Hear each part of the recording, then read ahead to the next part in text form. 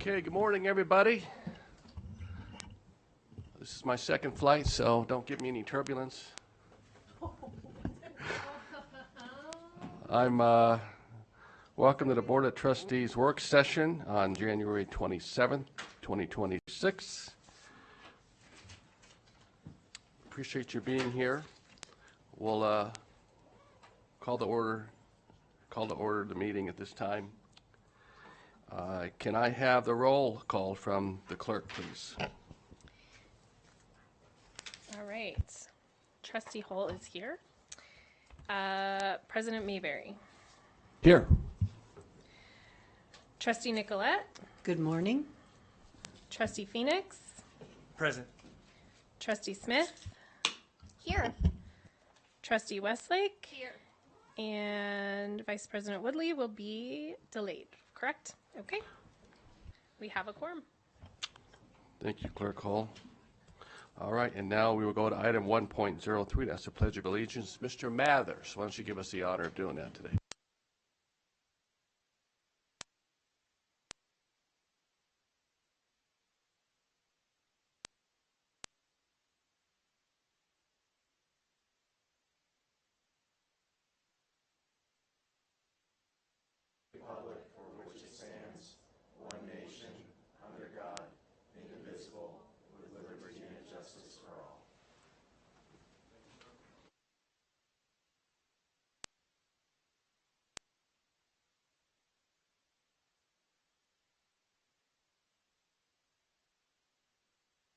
For the last 3 years, we've had the land acknowledgement, and we'll continue to do that. We thought we would just maybe change some of the wording. Has the same intent, same importance, same value. I asked Trustee Phoenix if there's an opportunity to update it, given that he is a member of the Paiute community, and he did streamline it a little bit, but it certainly has the same meaning, and we appreciate that. And I'm asking him this morning if he would read the land acknowledgement for us. My name is James Phoenix. I'm from the Primitive Paiute tribe. So today we acknowledge that the Washoe County School District schools and the communities are situated in the traditional homelands of the three major tribes of the Great Basin Native American peoples, including the Northern Paiute, Washoe, and the Shoshone tribes. We honor their ancestors past and present, and we recognize these lands as a continued gathering place for communities. We express our respect and gratitude for the opportunity to live, work, and learn here in Nevada. Thank you. Thank you, Trustee Phoenix. Okay, so the good news with this meeting is that it is a short agenda. The bad news is it's a long meeting. So item 2.01 is the thrust of what we'll be talking about today. This is a presentation and discussion regarding the Washoe County School District's fiscal year 2026-27 budget process. Before I begin, I do want to just set some ground rules for my colleagues. I'd like you to just if you could, jot down any questions that you have. Acknowledge the respective slide that you may have questions on. Just hold your questions till the end if you could, and then once the presenters are done, we'll have a round robin, and you'll have as much time as you need to ask any questions that you have. We just want to make sure that our community members who are watching understand and can hear in full context of the presentation, and certainly respect the time and the preparation of our presenters. Okay. So with that, pleased to have Mark Mathers, our Chief Financial Officer, Jeff Bozzo, our Deputy Chief of Finance, Budget and Planning, and Doug Owen, our Chief Human Resources Officer. Good morning, and thank you for being here. Thank you, Mr. President and trustees. So this morning we will be bringing recommendations to you that, depending on the different enrollment scenario you may select, will resolve our estimated budget deficit for fiscal year 27. So ideally, again, based on which enrollment scenario is chosen, we will have enough information to compile and prepare a tentative budget for you. We'll still come back to you for analysis of those board requests that you had made in October, but ideally, again, if we can get decisions today, we will resolve our deficit for the coming fiscal year. So today there are two major decisions that we are asking you to make. The first, again, has to do with enrollment assumptions. As we'll talk about in a few slides, when we began our budget process all the way back in September, we believe that a new major charter school in our North Valleys would be opening in August of 2026. Since then, we've received information that might challenge that assumption, and so we'll be bringing to you the two different enrollment scenarios for you to select at the end of this presentation. And then secondly, of course, we'll be presenting a budget reduction plan to you. That a lot of work has gone into that since the fall, since we last met on the fiscal year 27 budget. We'll go through those recommendations in great depth with you. And then again, we're asking for a decision on that. That'll allow us both to prepare our fiscal year 27 budget, but also more importantly, allows time for our employees to kind of look at opportunities and seek opportunities for those employees, again, that may be affected by the budget reduction plan. And then lastly, just an informational item, we'll update you on events in DC, which are always a moving target, but again, grant-funded positions are a big part of our budget too, so we want to make you aware of what's happening there. So our agenda kind of tracks that whole discussion. Again, we'll start with an update on our deficit estimate and talk about enrollment scenarios there.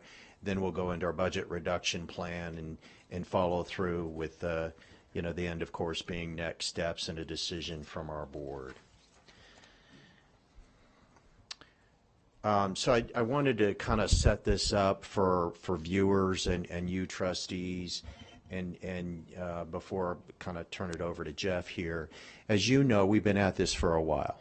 All the way back in June of 2025, when we approved the 26 budget, our current year budget, we had told you that we anticipated a deficit of at least $10 million. Unfortunately, that was true.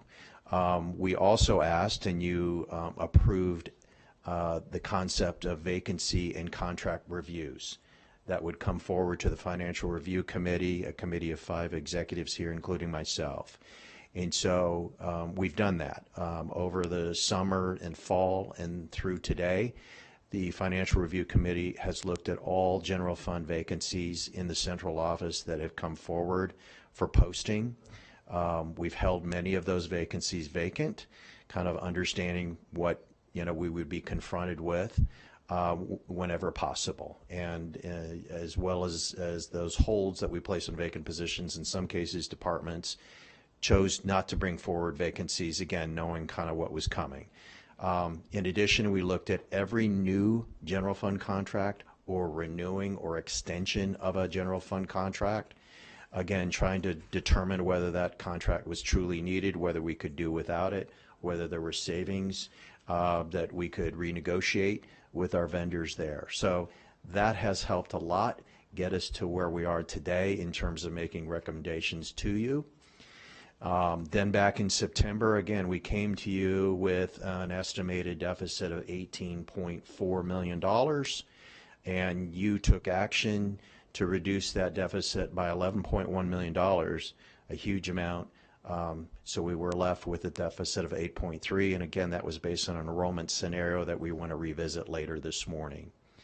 I want to stop there. It's not usually my practice to kind of assign blame, if you will, but I wanted to talk about that $18.4 million deficit. As you know, and as we've been telling you for a while, there really are two major trends that affect the district's finances. The first of those is the level of state support we receive. And, again, most of you know more than 98% of our general fund revenues come directly from the state. And so, as you know, the state funded per pupil increases of less than 1% in each of the 2 years this biennium. So very, very minimal increases to our per pupil amount. The second trend or issue that affects our finances, of course, is our enrollment situation. And we're not alone. As you'll hear, most districts, if not all districts in the United States, are seeing the same falling birth rate trend that we do. and that results in falling enrollment over the long term. But going back to the issue of state funding, a common question we get is, well, between those two trends, which is worse, or which affects our deficit the most? What we did was model our budget with no enrollment increase. And if we had no enrollment increase, our deficit still would have been $13.1 million. So 72% of that $18.4 million deficit we can attribute to the low level of state support, frankly, that we've received. And there's many reasons for that, and the state has their reasons, but that's our reality. 72% can be attributed to that, and the remaining 26% is due to falling enrollment. So I just wanted to cover that ground one more time with you and with viewers if they're watching, so that we kind of understand, again, what is impacting our budget.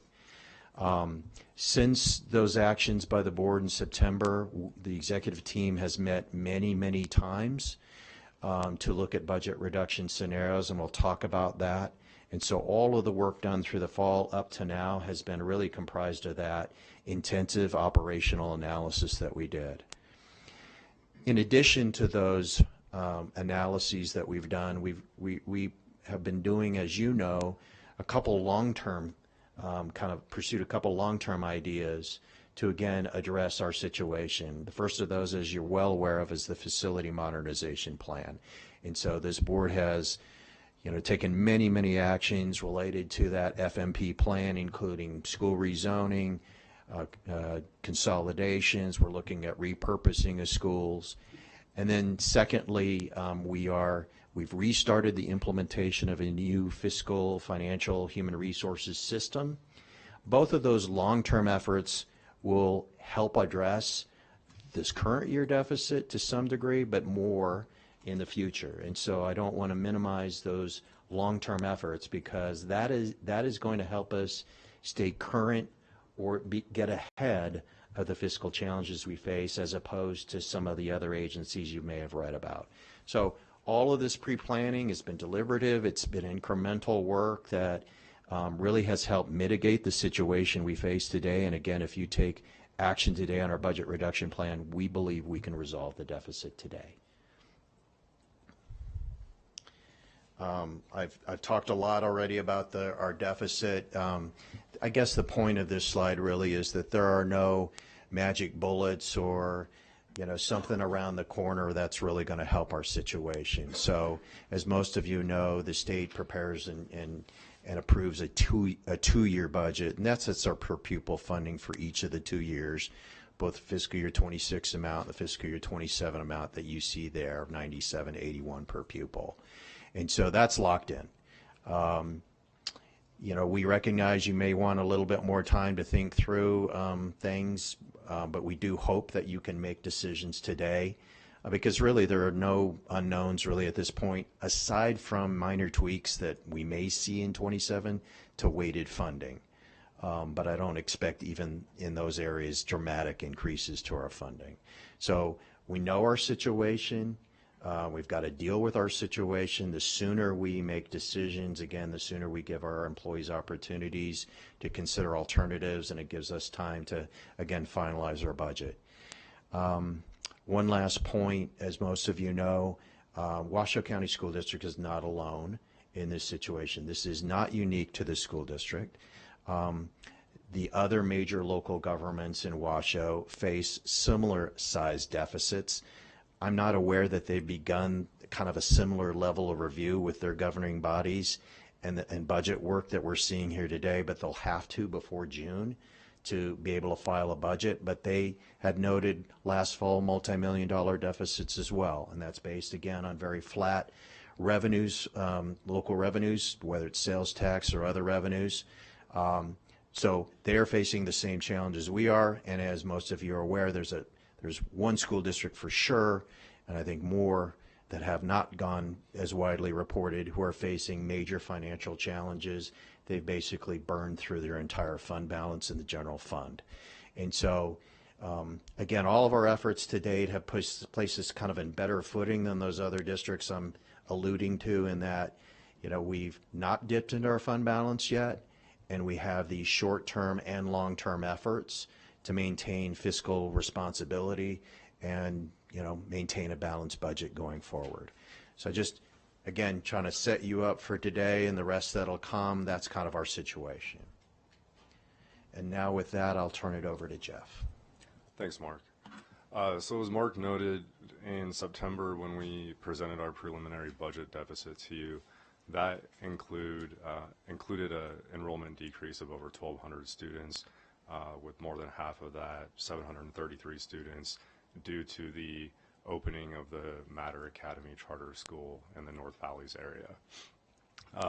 We reviewed board minutes for Matter Academy, and because of current litigation with that project, their minutes indicate that permitting won't be issued in time for them to start construction and open in August of 2026, which pushes the opening of the charter school to 2027. August of 2027, which would push the impact of that 733 student enrollment decrease to FY28. We still believe that the school intends to open, so it's a matter of when, not if, we'll feel that enrollment impact. So with that information, we've prepared a second budget deficit estimate. So the middle column in the table at the bottom, you'll see the remaining $8.3 million deficit that we presented in September. If we take the 733 student enrollment decrease out for the impact of Matter, what that does is leave us with a $5.3 million deficit for FY27. So at the end of today's presentation, one of the decision points that you'll have is to choose the enrollment scenario. So there's really two pathways here. On the first row, it's to continue to assume the full enrollment impact of Matter Academy and the $8.3 million deficit, but then we would need to consider budget reductions that are beyond what will be presented today. Or we can shift the enrollment impact to FY28, deal with the known FY27 impact, and today's budget reduction plan would resolve the FY27 budget deficit, and then we would address the Matter enrollment impact in FY28. In addition to the revised estimates, deficit estimates, we also have some fine-tuning of cost and savings in the general fund.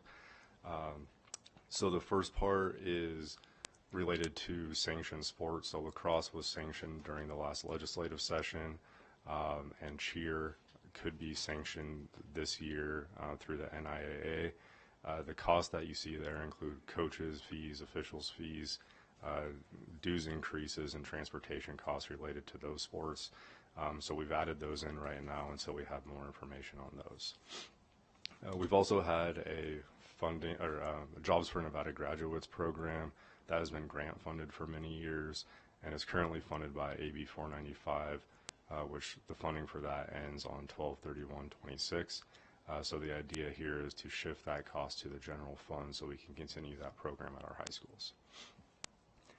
In September, we presented the personnel savings due to the closure of Pine Middle School. Further review on the non-personnel side shows a little over $100,000 in utility savings that we can count. Then here at the bottom, we had estimated $2.2 million for the addition of iReady into the general fund, and initial estimates of the iReady cost are about $200,000 less than that. So we'll take out another $200,000 from the general fund.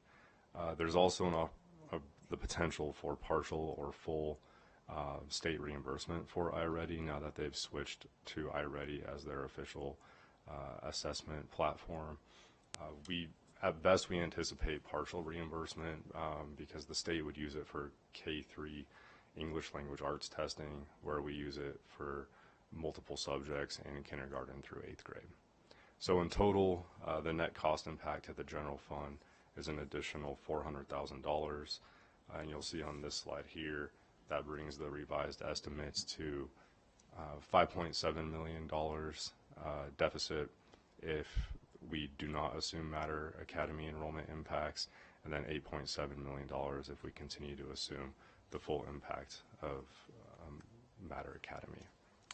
So with that, I'll hand it off to Mark to go over our budget reduction plan.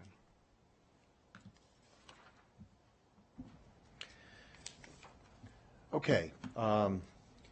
Again, one of the questions we get is, why are we looking at central services, that function?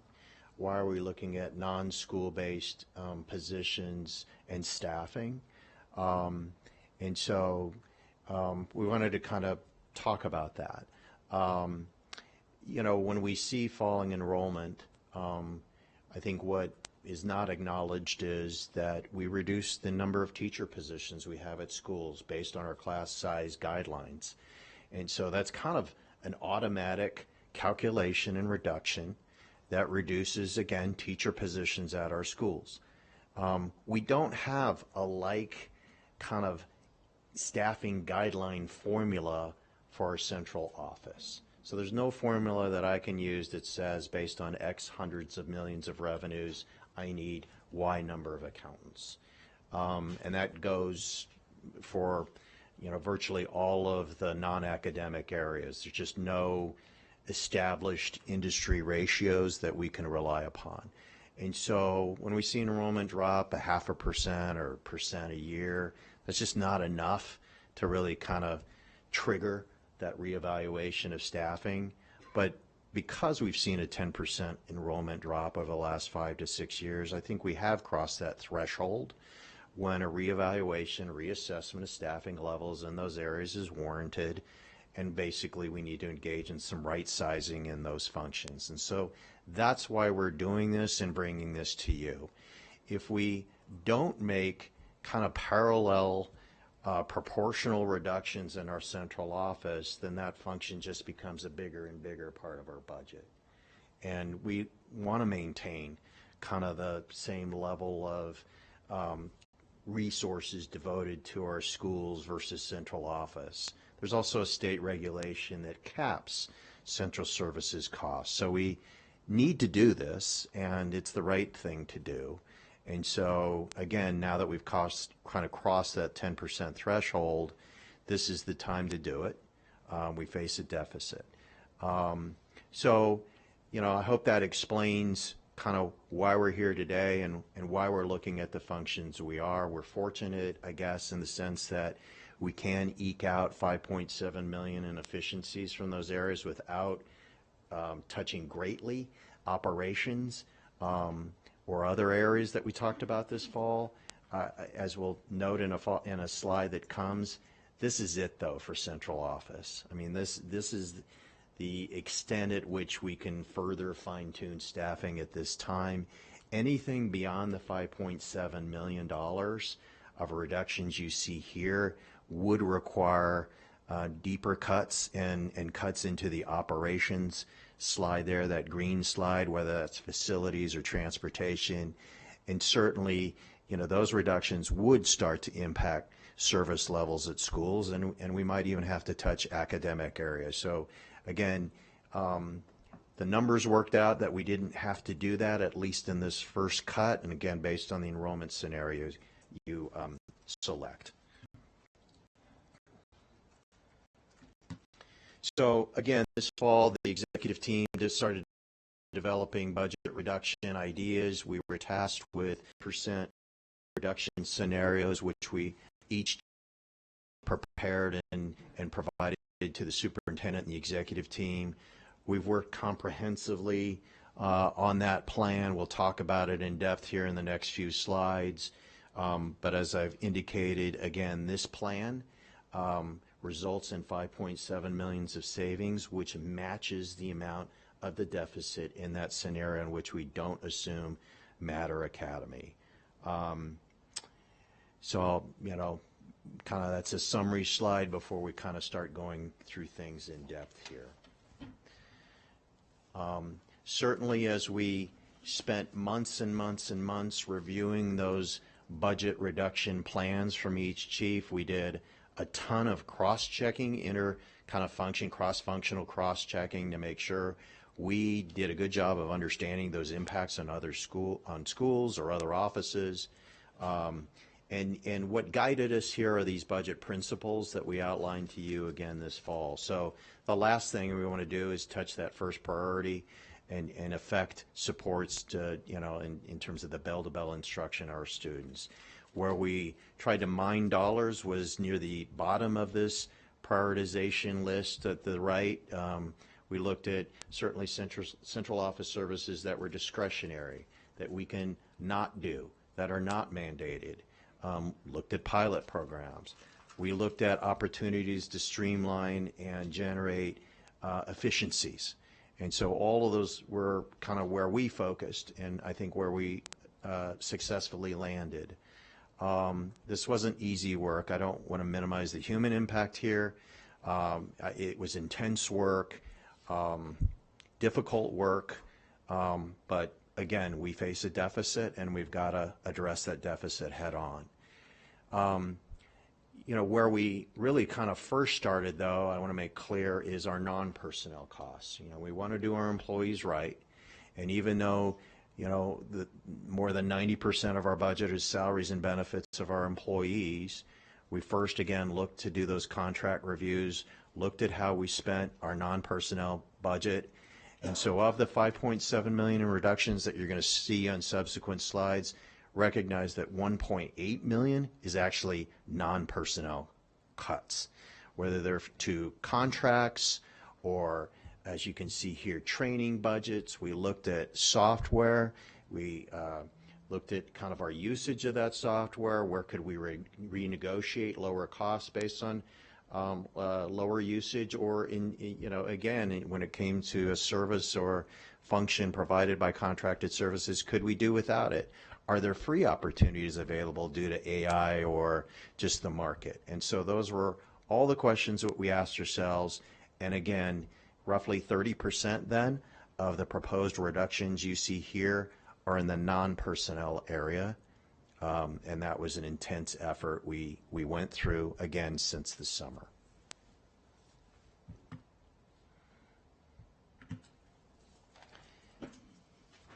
I think we've covered this to a great degree. Doug, I don't know if you have anything to add to about the process. Yeah, I think the last bullet point on this one is pretty impactful, just so that everyone is aware. And we'll talk about the numbers here in a minute, but all impacted full-time employees would be able to secure placement in other positions. So we are not talking about reducing and people being out of a position or out of a job. They're still maintaining employment. And actually, as an upside benefit, many of those people are moving from central services toward a school. So you may have an assistant that's located here in central office that may move to a school as an assistant.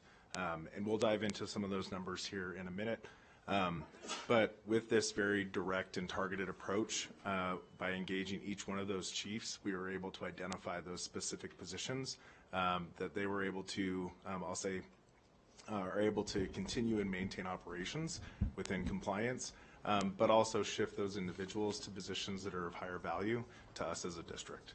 So I don't have the clicker thing. Sorry. No, you're good. So we'll start with, again, kind of non-academic areas. I want to talk a little bit again more about kind of the type of analysis we did. As we note here on this slide, this really was operational analysis, highly technical in nature. I wouldn't call it policy, public policy level analysis. It really was looking at each of our operations and determining where we could streamline costs and positions and still maintain an adequate service level to our schools and students.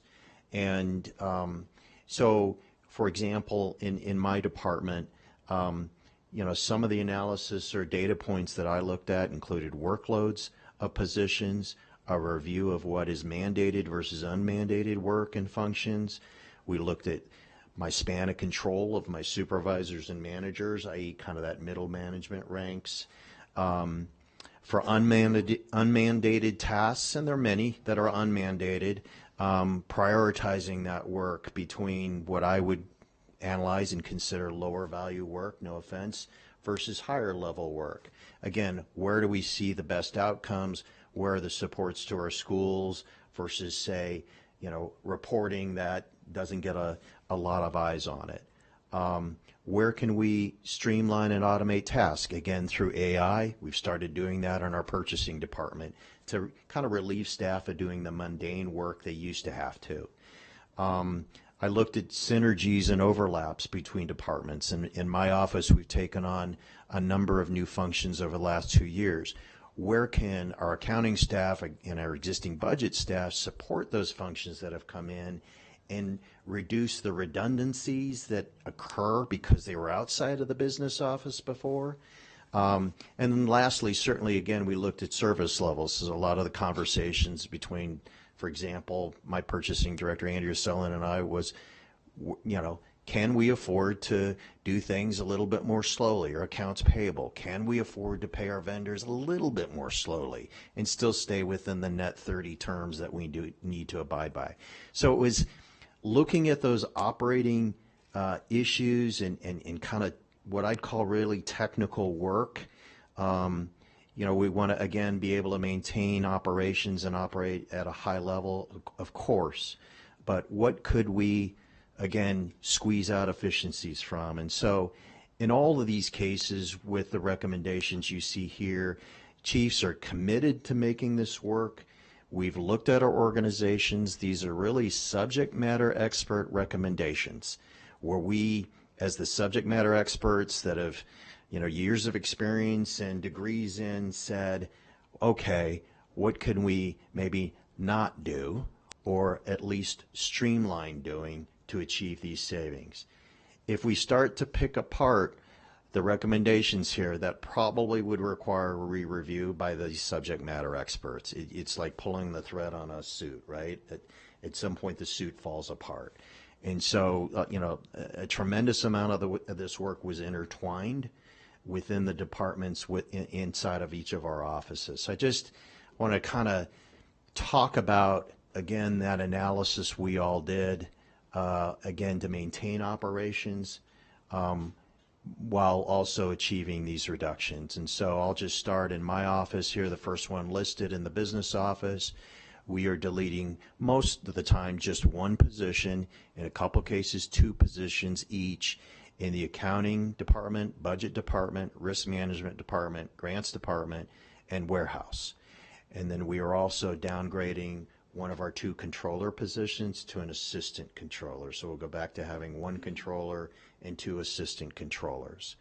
And so, again, these are support positions, what I'd call back office positions. They are not frontline workers working with schools. At the same, generally speaking, at the same time, we didn't want to cut worker bees, if you will, for lack of a better term. So again, where we could, we looked at those support or clerical functions or mid-management functions and not eliminate kind of the frontline workers. I'll continue the conversation, very similar to what Mark alluded to, but in human resources, I saw this as a right sizing where recent technology upgrades with some of our vendors with Experian, which was actually a zero cost upgrade, higher right, some of the other contracts you've seen before you, we were able to streamline our background check process, right, over the last probably 18 months. As a result, we have an administrative position that would regularly review those, but that's been streamlined and automated, so we no longer need to have that function. There's also a document scanning component that has been automated. We don't do that anymore. We don't print it off and then scan it right back into the computer. So just through some process updates, we have a clerical aid, for example, that we don't need that function anymore. So in the Office of HR, we had 1 vacant position. We had 2 administrative assistants, a clerical aide, and then we had a project manager. And so these reductions are really a result of either technology that we've already implemented to be able to streamline and automate, or future technology that we're anticipating through things like the ERP project. I'll move on to IT, and we're not going to have every individual come up and talk about it, but these specific positions were evaluated through, and I'll talk about the reduction in software costs first. we went and looked at the usage of specific softwares and licenses that are out there. Think about Microsoft, for example. If you have that on your laptop and you're not using it, why do you need it? How about we pull that back and save a little bit of money? And if you need it back in the future, great, we'll have a conversation. But we found a lot of that usage analysis that was able to save us some money there as well. In the IT infrastructure space and IT services spaces, we still have people doing those functions. It may just be delayed. So you may have had 3 people doing a function before, now there'll be 2, so it may take you a little bit longer to resolve your problem. And then on asset management, again, the same thing. We previously had 2 individuals, we'll now have 1. So continuing on through here, the communications organization previously had an intern that wouldn't be renewed, and that's fairly standard. It's a year-over-year type of activity, as well as a vacant executive assistant position. In our operations organization, there's a new central yard opening up in spring of 2026 and some new routing software that's been implemented that will allow us to reduce a position previously titled a coordinator, now a manager through some action that we took a month ago. But we no longer need that position as a result of some of those new things that are up and coming. In our school police organization, there's a dispatch position that's been vacant for quite a while. We've been filling it with a retiree as a critical labor shortage position. But again, our subject matter expert made a determination we can move on from that position. Did you want to take the next 2, Mark? Sure. So in internal audit, they currently have 2 vacant auditor positions. We had discussions with our chief internal auditor. He expressed the view that he could live with deleting one of those 2 vacant positions. We also kind of highlighted and discussed if there are peak workload issues for our audit function, we can always access and use a contracted external auditor to supplement the work of that office. So that's always available, again, based on maybe unique or kind of peak situations. And then our general counsel's office, Neil and his staff identified a number of professional development reductions or other reductions that shave off close to $135,000. Moving on to reductions in academic departments, again, these reductions were focused on central office and management and administrative staff rather than directly impacting schools. There's also, what you'll see are ideas to convert existing positions or contracts into something new to better serve our students. So the first one here under the superintendent and deputy superintendent budget, for the last 3.5 years, we've had a vacant government affairs position. We've tried and tested the contracted lobbying services, and that has worked well. So in this proposal, the budget for the contracted lobbying services would remain, and the government affairs position that has been vacant would be deleted. In the Office of Elementary and Secondary Academics, again, this was focused on administrative and clerical staff position reductions, reductions of operating and travel budgets, and then also a resetting of our on-call assistant budgets based on historical usage. This is like the IT license example that Doug gave on the previous slide. And then in the Office of Student Services, again, reducing management and administrative positions in counseling, health services, and family school partnerships, and then resetting some central office staff based on the closure of Pine. In the Office of Student Development Success, this area wasn't just straight reduction. So in the first area is a conversion of a behavior contract to a board certified behavior analyst. This allows us to give more days of service from the position, the service the way we want, and also achieves a small savings at the same time. Then 3 years ago, when this board approved deans and APs to be added at elementary schools to address the standalone principal issue at elementary schools, It resulted in some duplicate dean positions at some of our elementary schools. Our social intervention program had a dean specific to provide behavior supports to that program, but now with 2 deans being at those schools, through the hard work of Chief Van Tress and her team, they reviewed this, and rather than having the duplicate dean position, the recommendation is to convert those to board certified behavior analyst positions, again, to get better supports to our students and more days of service through those positions. And the next item, converting physical therapist, occupational therapist, audiologist, and speech language pathologist contracts to district positions, was really based on our historical issues of having a hard time hiring for those positions.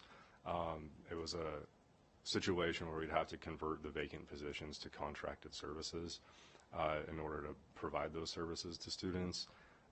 It has been a priority of the district to address the salaries of these positions, and in the last round of negotiations in partnership with WEA, that was done. So we can convert these positions to, or these contracted services back to positions and achieve quite a bit of savings. Most of the non-personnel reductions in that last bullet point are due to the conversion of these positions. And then lastly here, a reduction of home hospital teachers based on lower home hospital program caseloads. So our home hospital teachers provide instruction to students that can't attend school due to a health issue, which could be temporary or ongoing. But like all special education positions, they are adjusted to what the caseloads are or to enrollment from time to time. And the school's individual education plan team assigns how those services are provided, so it can be provided through a home hospital teacher or through services provided through their zone school. So currently, we used to have around 40 students in home hospital, and now we have 27 students in the home hospital program. 9 of those students have IEPs that assign the services to their zone schools. 8 students attend Piccolo and can be serviced through repurposing a vacant teacher position at Piccolo into a specific home hospital teacher for those students. And then the remaining 10 students will be serviced through 2 remaining home hospital teachers, so that's a caseload of 5 each. The maximum caseload in Nevada Administrative Code 388 is 10 students per teacher, so there is room if there's additional home hospital students that come through that are assigned to those teachers.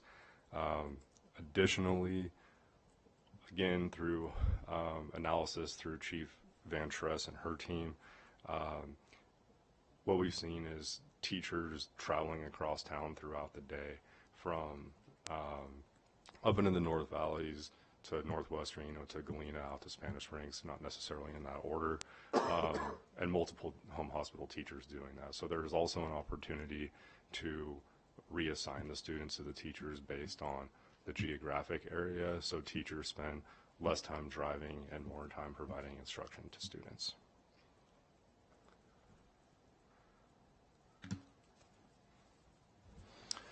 All right, thank you, Mr. Bazzo.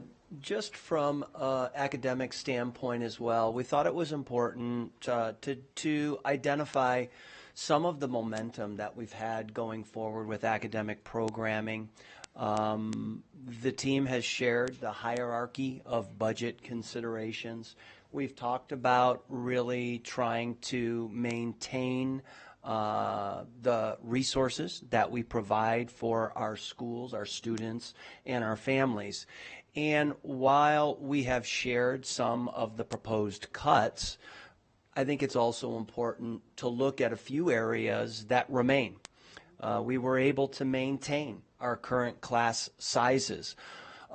Previously, where we have had large budget deficits in Washoe County School District, this was an area that was reviewed and in fact moved upon. We've been able to maintain our class sizes with this recommendation. Our Board of Trustees has identified not having standalone principals as an important component to help with the academic programming that's occurring in schools. We've been able to maintain one dean or assistant principal at the elementary school and continue our ratios in middle and high school. And we look at our collaborative schools. Collaborative schools is a model that is built on support for our lower performing schools. We saw tremendous progress, accelerated growth with these schools, and in fact, we're not touching any part of that. We'll continue to serve the same number of schools. We'll continue to provide those same supports. And last year, in fact, we did see accelerated proficiency and growth when compared to non-collaborative schools. Our board has also identified how important it is to recognize our clubs and activities. Last year, we were able to build the data system that records which students are accessing these clubs and activities. We saw a significant expansion last year. You'll see in the next board presentation even more expansion in this area. Again, what we're seeing is it's impacting connectivity, it's impacting attendance, it's impacting academic outcomes. And so what we've been able to do is continue to maintain the momentum with the academic programming and not chip away at parts of it, but keep it in full. Our Board of Trustees has previously identified the importance of campus supervisors in our middle school and our high schools, able to maintain those resources. Our principals will tell you what a tremendous asset those personnel are in the buildings.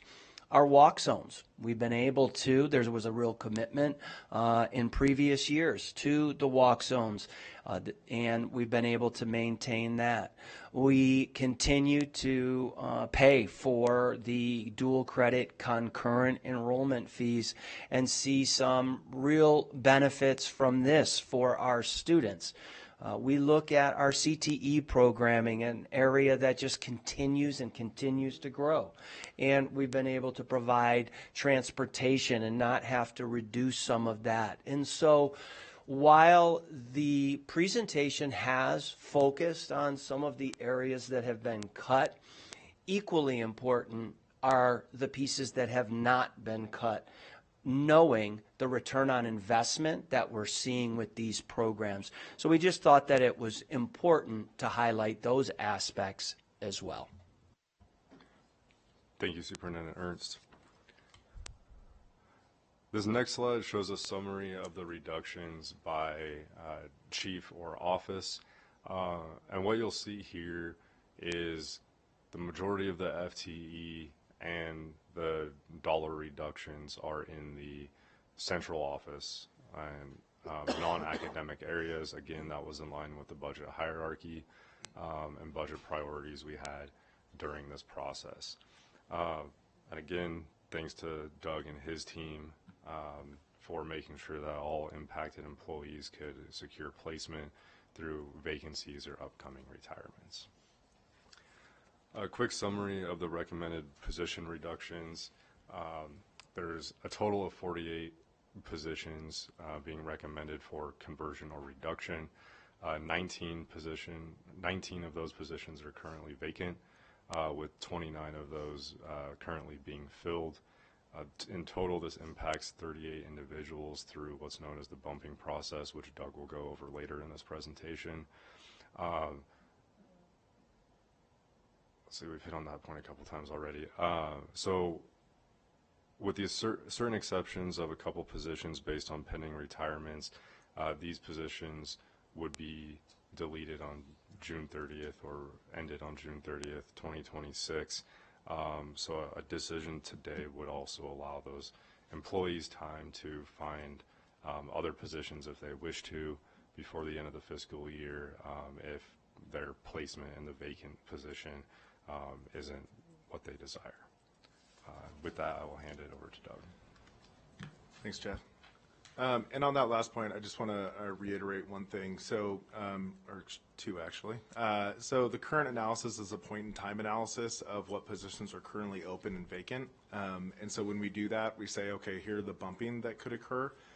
So those 38 individuals that you see, it may be reduced, right? So if a position becomes vacant, or there's another opening in another organization, we wouldn't have to bump someone. So I'll revisit that one as well. And then the second point I would make is by making these changes now, or if you were to approve this today, the current transfer windows for people that are in organizations like represented by WEA or by WESPA, those are currently open. That gives those employees an opportunity to go apply and find jobs that they would desire to be in, as opposed to if we were to push this off, those transfer windows will be closing, and they may not have as much selection available. So I'm going to talk a little bit here. I think in prior conversations, at least with the executive leadership team and our central office, and we had discussed somewhat of a voluntary separation program. This was back in September when we were evaluating an $18 million deficit. I think Mark covered that on slide 5 toward the beginning of the presentation. And to do this, it made sense if you were looking for north of 100 individuals that you were looking to reclaim those positions, right? That's not the situation we're in anymore. Now we're looking at a very targeted approach where you're impacting potentially 29 individuals, not 100. That cost of doing something at that 100-person scale, we modeled out at that $5 million to $7.5 million cost to incentivize people to take a voluntary separation program. This isn't a novel idea. This is very common. I think City of Sparks did it. There's been other local agencies that have done that. But we didn't feel as though we needed to go that broad base now that we have a very targeted approach. In addition, this would be a very limited scope. So we would only be targeting central office positions. I wouldn't be per se asking teachers if they wanted to volunteer, because I need teachers to stay, as I have, many teacher openings. And we would also run the risk of self-selection. So you may have an entire organization, maybe all the accountants take the voluntary separation program, but I'm going to have to backfill accountants because I need those in the organization. So there are several reasons why and risks behind why we chose not to go down this path. This is not our recommended alternative. The next page basically summarizes that as a pros, cons, but they're the same points that are there, so I don't need to reiterate those for you. And then finally, I think just as a conclusion, that I'll speak to the money side. I know it's not typical for the HR guy to talk about the money side of this, but if you were to go down the voluntary separation path, it would be dipping into ending fund balance to provide some incentives that would be that we would recoup those costs over the next 18 months to 36 months. So it would take you much longer to recognize the savings than if you did a targeted reduction plan. So the reduction plan, I think the last bullet on this one, it allows us time to communicate to our impacted associations, our impacted individuals, and then our chiefs to make plans on how they're going to account for that workload. The voluntary separation plan really didn't allow us to do that. So again, that wasn't the recommended path. With that, I'll turn it back over to Mark to talk about grant-funded positions. Yep. Thanks, Doug. Just a few slides on to talk about our federally funded grant positions. As we all know, an area of instability over the last several years has been kind of what's happening in D.C. This slide again summarizes the programs that are funded by the federal government. They do total more than $30 million, and although proportionally maybe is a small amount of our overall budget, the impacts of all of these programs are significant and they're important. And so, our grants team remains focused here, certainly, and we're constantly monitoring kind of what is happening in D.C.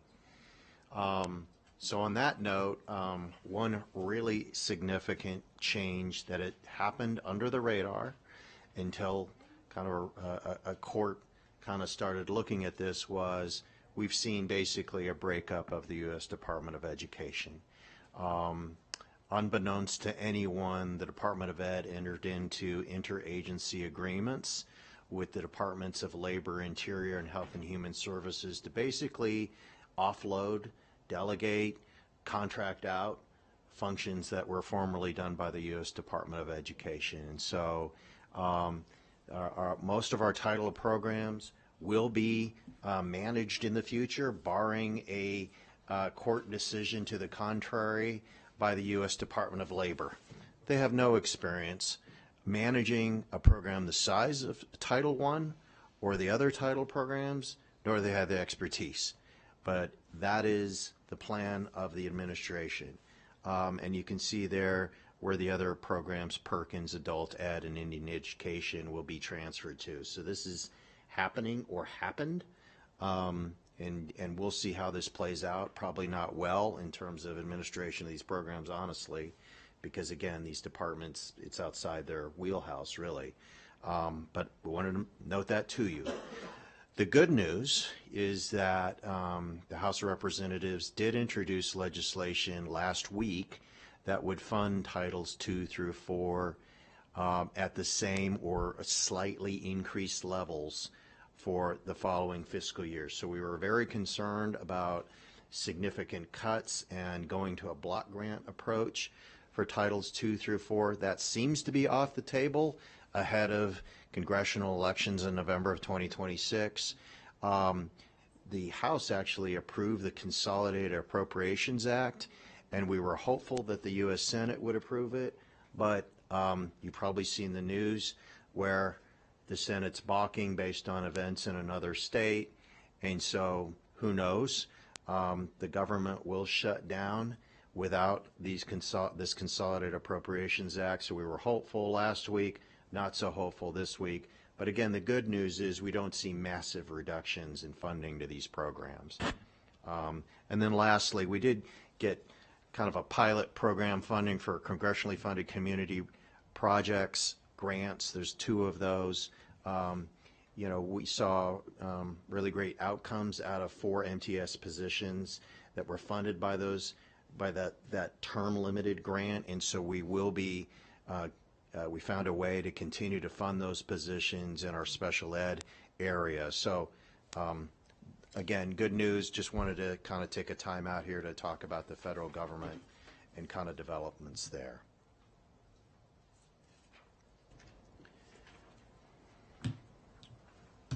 Okay, and as we talk about personnel, of course, we review our negotiated agreements, and so there are some requirements in there.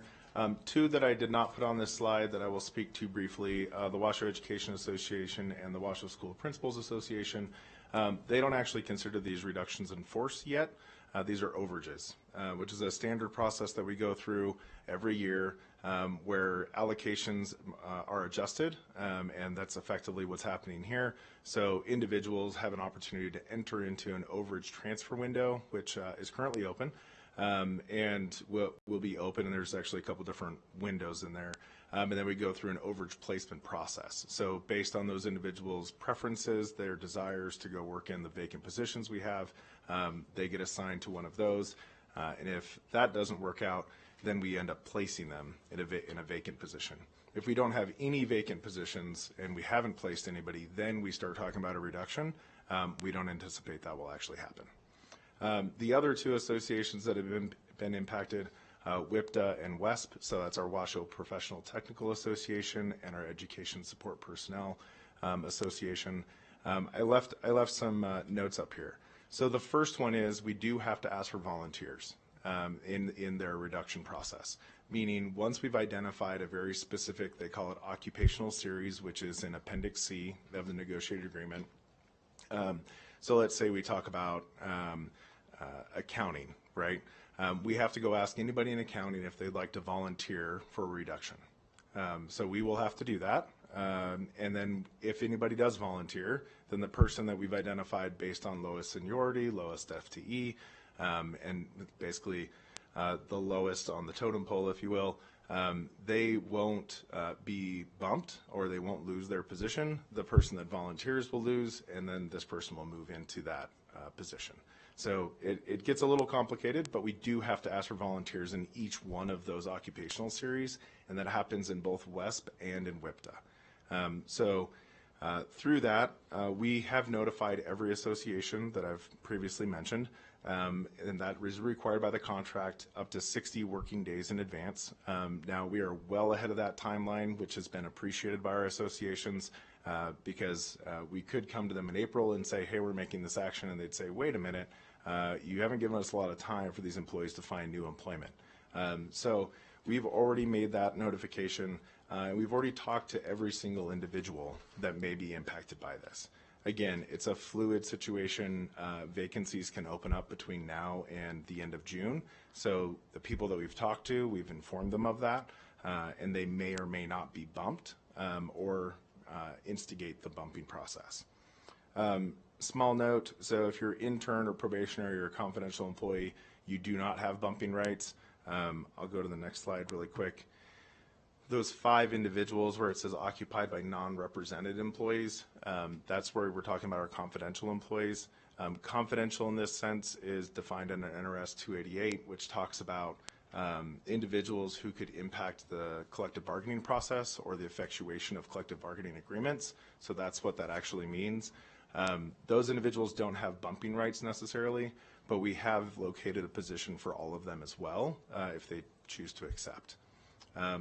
These communications that we had with staff occurred over the prior week, and we're very clear that none of these changes would be implemented until after board approval, and then still wouldn't be done until June 30th at the earliest. I think Jeff mentioned earlier, there are some retirements that are happening where people are going to retire in, let's say, October. We're just going to keep them whole through October and not make them retire on June 30th if they're seeking, kind of their final years in PERS or whatever that case might be. The last topic I'll bring up, through bumping, and because these people are being involuntarily displaced, if you will, you don't lose pay. So there is, within the WESP contract and within the WIPTA contract, if you are affected by a reduction, we take where you currently are on your salary schedule, and if you were to go to a lower position, lower graded position, you would take your salary and you might move up a few steps, but you're not actually going to lose money. You don't go back to step 1, or you don't go to your current step on the lower grade. So that's in WESP and in WIPTA, and that's not a, hey, you're whole for 1 year kind of deal. You just get placed there, and that's where you are. So no one actually has a direct impact on their salary as a reduction.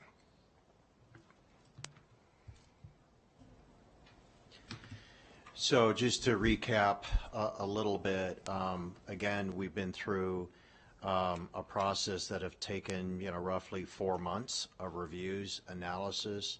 Again, every chief was commissioned to develop a 10% reduction scenario.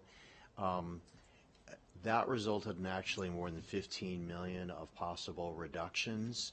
But many of those reductions were kind of longer term ideas or had complexities to them that don't make them viable at the current time. Knowing what our likely deficit would be, we tiered recommendations.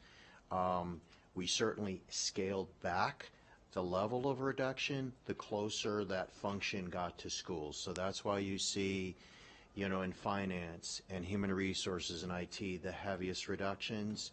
In my case, 7 positions in the business office. In the case of HR and IT, 5 each. But then we downscale the level of reductions in our academic areas, again, kind of knowing what our likely deficit would be. So it's been a months-long process. Again, we recognize the human impact, but we want to make a decision as soon as possible, again, to give that runway for employees to know where they'll be placed, but also, as Doug said, we likely will see further vacancies and retirements between now and June 30th that would give those employees additional opportunities to move into. So the sooner we can act, the longer the runway is for our employees to have those chances, opportunities, transfer abilities. So with that, we will stop, bring it back behind the rail for any questions you may have. Again, there are two actions. The first action we need from you, and if Jeff, you want to go to that slide, will be to settle on the enrollment scenario we want to consider for fiscal year 27. Again, based on new information we have about Matter Academy not having the ability to open in August of 2026 like we thought. And then again, the second decision after we make a decision on enrollment will be consideration of this budget reduction plan. So with that, I'll turn it back over to you, Mr. President. Okay, thank you, Mr. Mathers. You said you'd take about an hour, and you did, so thank you for that. What I'd like to do, I know this was a lot. I'd like all the trustees to have an opportunity to review their notes and prepare any questions they may have. I've had a few cups of coffee this morning. What I'd like to do is just recess for about 3 to 5 minutes, and we'll give you a chance to kind of stretch, and then we'll come back if that's okay. All right, thank you.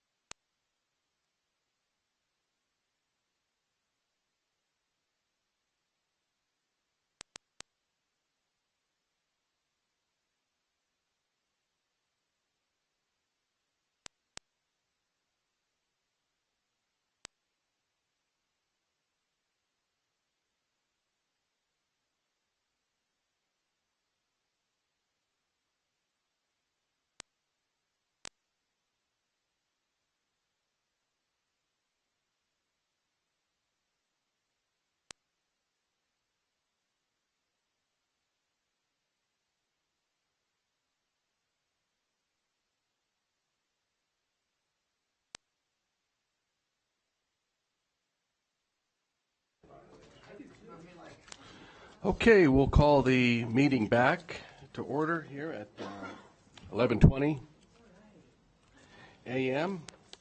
The Board of Trustees work session for January 27th. Thank you for allowing us a quick recess. Recess was always my favorite subject in school, so it's also my favorite subject for the school board. Okay. So thank you, gentlemen, for the in-depth presentation. I also want to give a shout out to all of our school district leadership that's in the audience today. Thank you for your attention and being here, and for the service that you continue to do for our schools and our students every day. Thank you. That doesn't go unnoticed. So now's the time really to ask the questions. I know there's a lot of them. My thought was we could start with Trustee Smith and kind of go around the dais, and then once the questions are asked, we'll have public comment, then we'll bring back the board for further discussion and deliberation, okay? Mr. President, if I may, Yes, please. I just wanted to be acknowledged at the I'm glad you said that. Let's acknowledge that Vice President Woodley is back in the House at 11:21 a.m. Thank you, sir. Glad to see you. All right. Anything else from anyone? So, having said that, we'll give former President Smith and Trustee Smith the first bite of the apple. Thank you very much, Mr. President. JJ, could we go to slide 20, please? So I'll start my time off with a few kudos here. So overall, really well done on this presentation. It's not reflected in slide 20, but the evolutions you made in this plan got to the spirit of why I did originally prefer the voluntary separation under the other context, because you have a plan here that maintains the positions for employees who want to stay by the end of the year, which was fundamentally why I liked that aspect of it, but you managed to accomplish it with this plan here, and I just think that that was really well done. You've handled this entire situation with a lot of care and grace, and again, I think this team is a model for others to follow. So on slide 20, just something that I also want to say thank you for. The very first bullet, in general, I think that it's always a good idea when we try to convert consultants or vendors for permanent positions and move those to in-house roles. So I wanted to take an opportunity to really bring attention to that. That's in that that first bullet there. I think that that's really a smart move. Wherever we can reduce consultants and vendors that we need consultants and vendors, but when we have permanent roles and we can see savings by bringing them in-house, I always think that that's a good move. So I appreciate that very much.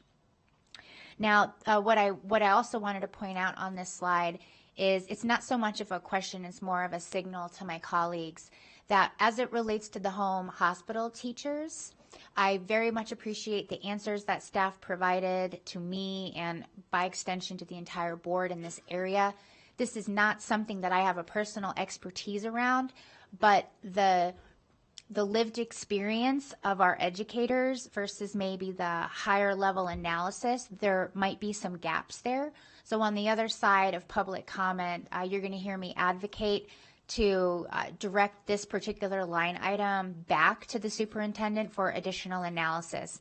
Not a no for it, not a yes for it, just a request that we measure twice before we cut, because the public comment that we've received seems to indicate that this could be an additional conversation. And this board has a history with that. When staff has come forward and said, hey, can you take another look?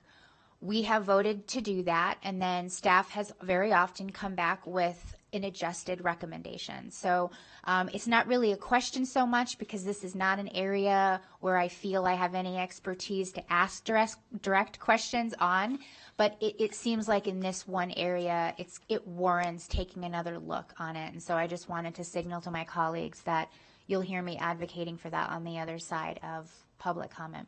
But otherwise, very, very well done. I have no other questions besides the ones that I have previously submitted. Thank you. Thank you, Trustee Smith. Good morning, Trustee Nicolette. Good morning. JJ, slide 13, please. And I too will start out with a big applause. Okay, I said I would. A big applause because I can't even imagine the thousands of hours and meetings and faces that were in the rooms that had to sift through all of these. And of course, I think there's always a stone that is left to be overturned, but I think the big ones definitely were lifted and looked at, and I really appreciate that. To that, I have two questions. First is a question that doesn't need a slide, but I can't help, and I want to be very careful with this. I can't help when we continue to talk about decreased enrollment that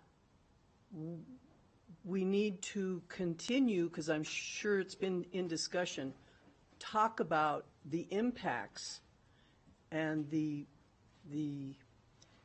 personnel impacts when we are looking at decreased enrollments. I am so thrilled to be able to hope that no one is going to lose their job unless they want to go and define a new future, and I applaud them for that. But I can't help but think, as we continue to talk about decreased enrollment, that we have to really do a crosswalk that directly relates to our programming in our schools. And I don't know what that means. I'm not the expert, but I'm going to assume that those discussions are already being had for the future, because I think we need to really look at that. And those are some real tough conversations. But to slide 13, at the very bottom bullet, reductions to central services will result in some service level reductions. I think it's pretty easy to assume that there will be some trickle through effects in the decisions that we will make together.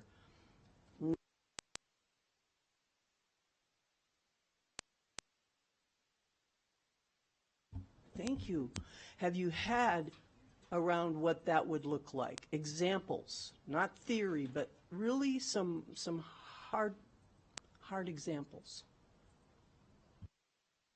I'll just give two in my office, because I don't think I did a great job explaining one of them earlier, and then I'll turn it over to Doug. But in purchasing, we are looking at potentially, in our warehouse, longer turnaround times on purchase requisitions. Still not horrible, but we will not be able to whip around a purchase requisition received at a school or department as fast as we may have used to, turning it around into a purchase order where the services can be ordered and delivered. And then another one is, again, in our accounts payable department, where kind of historically the notion was pay vendors as fast as possible. And a lot of vendors have gotten used to being paid within 2 weeks. Well, we don't have to pay them within 2 weeks, and a lot of agencies actually slow down the payment process to get that interest off of our money, right? So we might go from paying vendors on average within 2 weeks to on average within 3 weeks, and we can go out 4 weeks in most cases per our contract. So those are just two examples of where we've exceeded, I think, industry standards before, and we've got to just recognize we can't continue to do that. And for schools who are relying on a purchase requisition to be whipped around, they can always call us and we can put it up at the top of the priority pile. But it's just, as a regular course of business, it may take a little longer to get that purchase order out the door. So those are two examples in my shop. And I'll provide a couple of examples, and perhaps a shameless plug. So I think part of it, I mentioned a lot through my service level reduction conversation, that we're using technology and tools to help automate and streamline some things. But we do prioritize the level of things that might come into, let's say, human resources, right? If you're requesting a copy of your employee file that previously I could have probably turned around in 72 hours, it might take me 5 days, right? So it might just take a little bit longer to get that. And if it's just for, you don't really need it urgently, okay, it might just take me a little bit longer. But with that, we had tried to identify some things in collaboration with IT recently that there's a new chat bot, like on our WCSD website. And if you need to know where to find a leave request form, you can now type into the chat bot. It'll actually bring back both of the leave request forms that you would need. My team was previously handling all of these via email or a phone call, like where do I find my leave request form? In our previous website, kudos to our communications department for having a new website. The search function is far better, and the chatbot is far better. So service level reductions in our still manual processes might take a little bit longer, so turning around that employee file to you might take an extra day or two. But things that we're trying to shift from those people doing that manual work will hopefully be alleviated by some of the technology that we're implementing. So that's in the HR space. I think I'll speak a little bit to the IT space as well. Let's say in the network space, there's a project that you want to get done, and you're trying to stand up a new, let's say, new Wi-Fi in a new space, right? That project may be a little delayed because we don't have enough resources to go get that project done. So that's the service level reductions I think we're referring to. Again, to Mark's point, if it's urgent and needs to be escalated, we'll certainly shift work within human resources, IT, or any department, really. But some service at some point will be reduced. Thank you, and that is the trickle-through effect that I talk about. And I'm going to assume something because this is how we do business, and I'm very proud of this, is that as we go along, this information will be shared with anybody who needs to know it. Our administrative assistants come to mind, and Principal Diane wants something tomorrow, and it's not going to quite happen that way. So bravo on the communication that will emerge from all this. Thank you.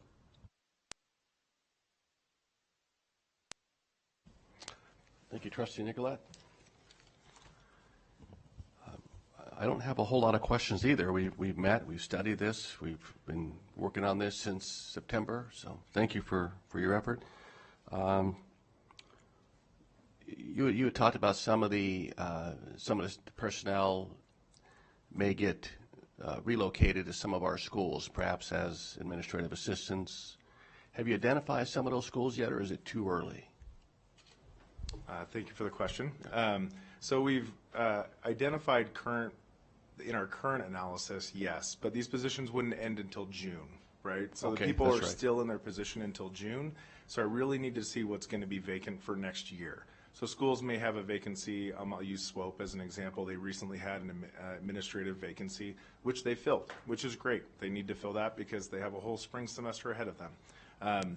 But as those become vacant, we're going to continue to track those and make sure that we hold the ones vacant where we have no other alternative for someone being displaced, and we need to hold on to that to put that person in that position.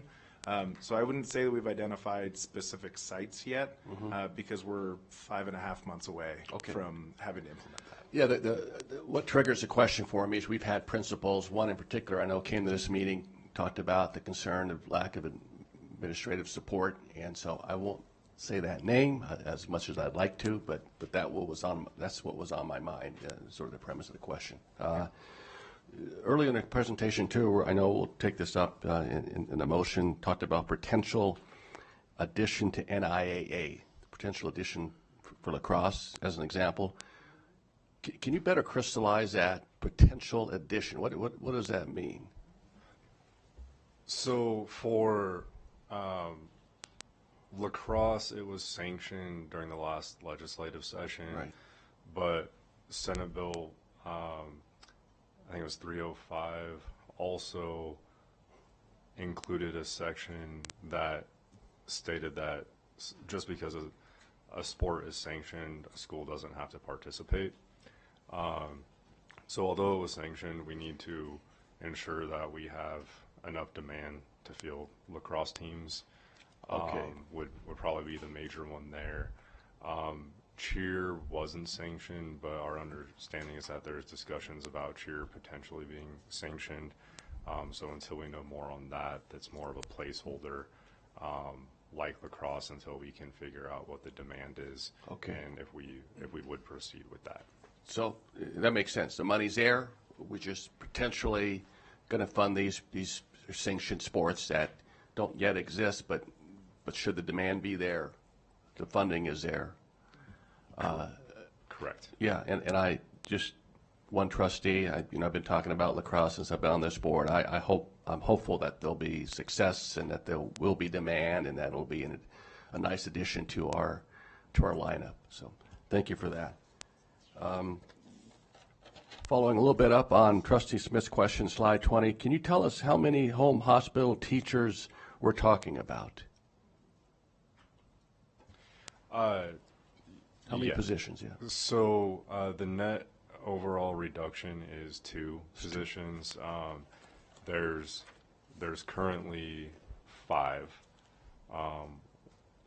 So there's in the home hospital department, there would be the 3 that were deleted, but then we're adding the 1 at Piccolo. So the net reduction is 2 home hospital teachers. Okay, thank you. And again, just some comments, looking at slide 21, I think that was an addition, just really positive. We're not losing deans, we're not losing campus supervisors, we're not losing, doesn't say it on here, we're not losing police officers. The 19 positions that impact 38 employees, nobody's seeing a decrease in pay.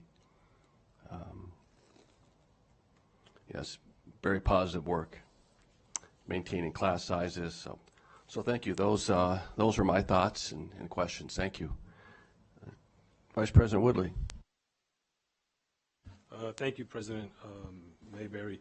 If you don't mind, I'm still getting my notes together. I was listening to the whole presentation. I was at the NIAA meeting, but I did have these on. So I heard and I was taking notes, and I just want to align them with the slides. Thank you.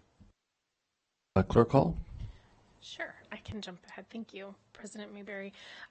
If we could go back to slide 13, I just have a couple of questions about the budgeting for lacrosse. That would be, and cheer. So currently the schools that have those as clubs already, they do have some budget for them. So is that incorporated? And then for lacrosse, is that also including boys and girls lacrosse for that budget? So I'll answer your second question first. Okay. Yes, it's both boys and girls lacrosse. Okay. When a school has a... Or sorry, slide 10, not 13, I'm sorry. No problem. When a school has a club or activity, those are funded through what we call slots, through slot pay and the WA agreement. Those are separate from when a sport is sanctioned. So those slots are based on a formula, and those slots would remain at the school and could be repurposed for other activities. And then so I guess to answer your question, there's no offset based on it moving from a club to sanctioned sport. So this would be new funding, but the school would be able to retain any funding that they are currently using for both of those sports, which, by the way, have always been sports, not clubs. So I am all for us sanctioning them. And then that was going to be my next piece was, are those schools able to retain that funding? And then for cheer, does that include fall and winter? It includes, so this would be different than the regular fall or winter cheer. This is the competitive cheer. Competitive cheer. Okay. Which runs a little different. Yeah. Correct. Former cheer coach, so I'm aware of that. Yes, thank you. My next question for this slide is the JAG program is incredible and amazing. And by the way, every single student should take at least the first session of JAG because it is focused on college and career and creating a resume and how to do interviews and amazing. Is there a chance that, has there been any talk of the legislature renewing this funding in the next session? Are they looking at it during IFC with the fact that it's that it ended in the middle of a school year? So this program used to be funded by the state, and then the state stopped funding the program, so we took it over with federal grants. I'm not aware at this time of the state having discussions of picking Picking it up, back up. the Okay. costs, which is why we have it here as a general fund addition. Okay. Totally worthy cost, by the way. Incredible program. And if any of my colleagues haven't visited a JAG class, 100% worth it. Slide 17. Sorry, I had a lot of notes.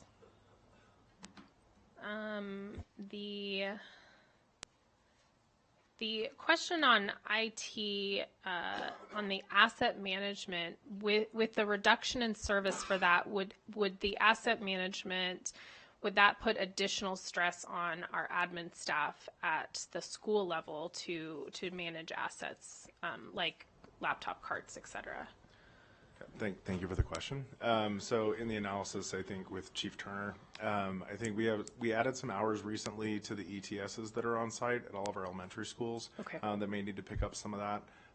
But otherwise, no, we Okay. don't anticipate there to be an added burden at our school sites. Okay, they've already been sort of given that time, and that shift has already started to Yeah, happen a and little bit. then Okay. within our like secondary space, for example, there is still a person that is in the asset management group. So Okay. we're not anticipating, like, let's say, administrative staff at the secondary sites having to pick anything up. Okay, great. And in the next slide, which would be 18, I guess. Sorry, yes. Okay, 18. For the dispatch position, are we anticipating any impact of communication? I know we've been filling this position through a retiree, but if we're eliminating the position altogether, will this impact any kind of communication for service calls? Thank you for the question again. So in my conversation with Chief Baker, we actually just went through a reorganization and realignment within school police. I don't Okay. know if you all remember that. And we created a clerk/dispatch position Okay. to help pick up some of the overflow that would happen in the dispatch space that this position was previously filling as a Okay. full-time allocation, right, Got it. if you will. Okay, that is wonderful and very reassuring. I'm sure that the community appreciates quick communication with our police, so I really appreciate that. I'm going to see if we can phone a friend for my next question and have Chief Van Tress come up and help with a few of the home hospital questions, if that's okay.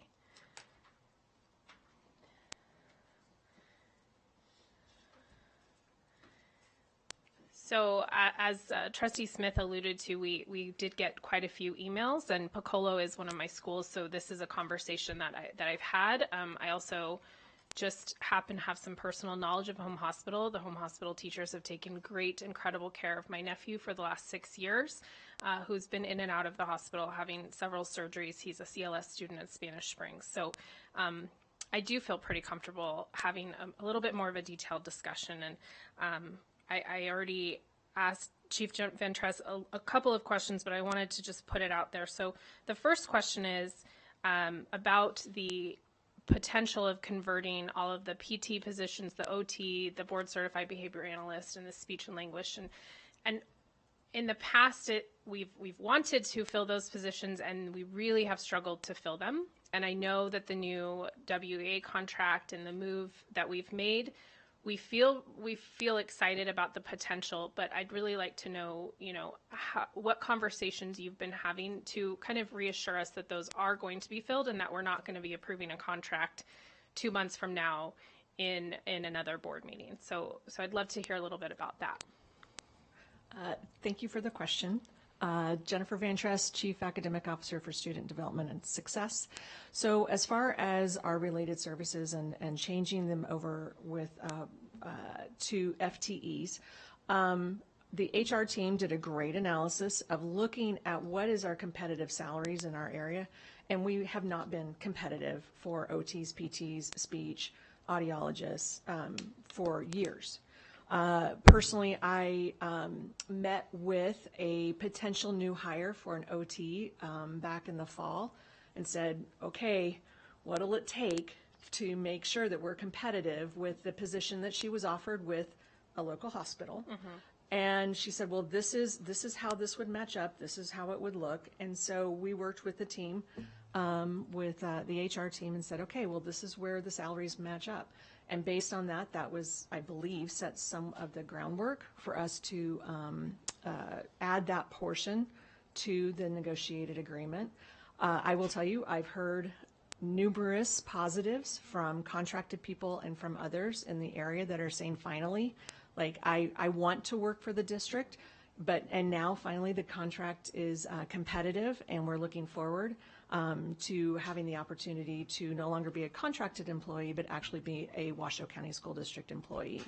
So the feedback so far has been tremendously positive. That's wonderful. I can't tell you how many times I've sat in IEPs and we have wanted that the team wanted to put these resources in an IEP, and oftentimes we are then adding it to an IEP and then immediately having parents signing saying, if we can't find a contractor, we may not be able to provide these services. I mean, it's heartbreaking because our students really, really need some of these services. So thank you so much to the whole team for that and just that reassurance. And so now on the home hospital, just some clarification on that. I know that during the pandemic, we had a lot of students who were on home hospital because they maybe had a fragile immune system or whatever. And I know that we had to increase the number of home hospital. But my understanding is that the vast majority of students on home hospital are actually, their IEP and their schoolwork is still managed by their school. The teachers at their school, their resource teacher or their CLS teacher, SIP, whatever program that they're in. And then beyond that, then we have dedicated home hospital teachers. And so we have five currently. One would be housed full-time at Piccolo, and then the other two would handle the students that are not being handled by their school. Is that correct? Yes, that is correct. So what we do currently, so we do have 5 allocations. Every year we go to FRC and budget that 5th position in order to provide the funds for zoned teachers to provide the home hospital services. Okay. So we have been doing that for years. Last year we had 13 students receiving home hospital from zone teachers. This year we currently have 9.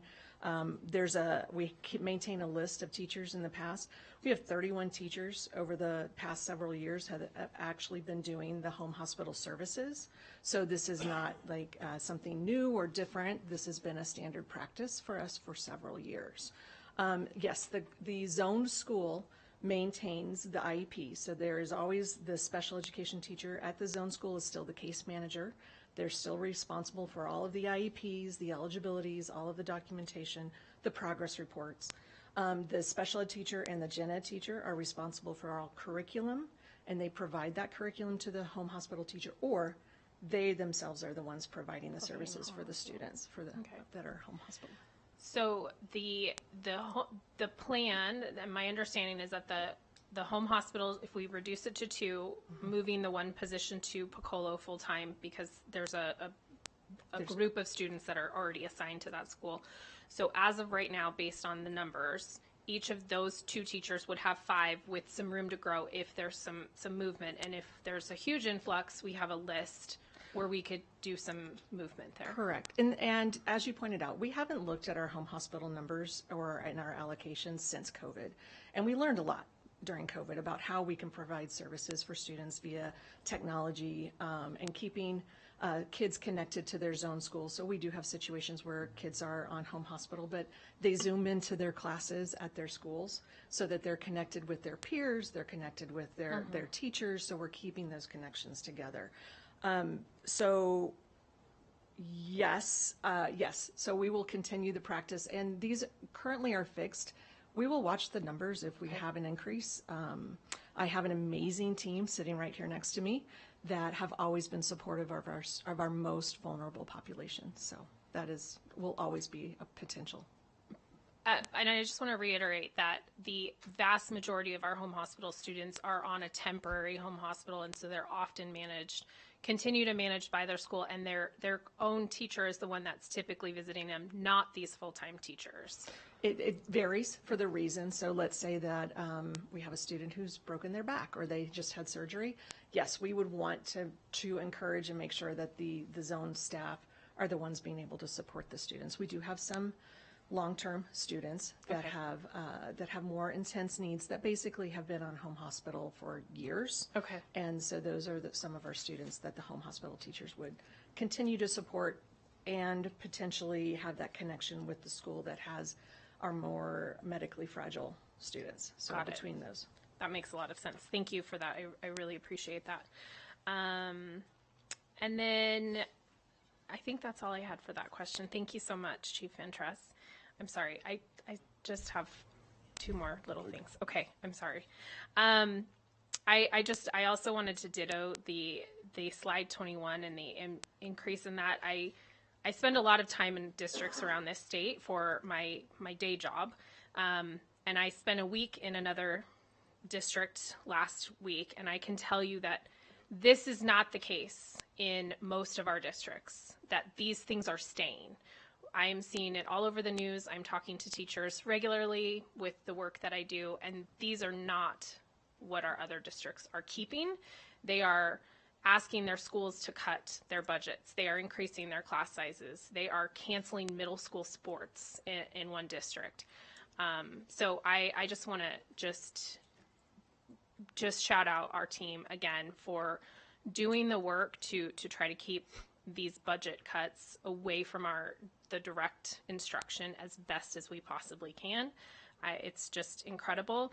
And I do want to shout out keeping the MTSS positions. I understand that funding ended, but multi-tiered systems of support, which is what that stands for all non-educators. We use lots of acronyms in education, but MTSS is an incredibly important piece, and moving those behavior positions from deans and keeping these MTSS positions, I think we will continue to see the student behavior numbers that we have already seen, the increases in great feedback we're getting from our schools and the decreases in the real serious behavior situations. I think we will continue to see that, and I am so glad that we are prioritizing this, because our kids need that person to connect to, and they need the support from these folks.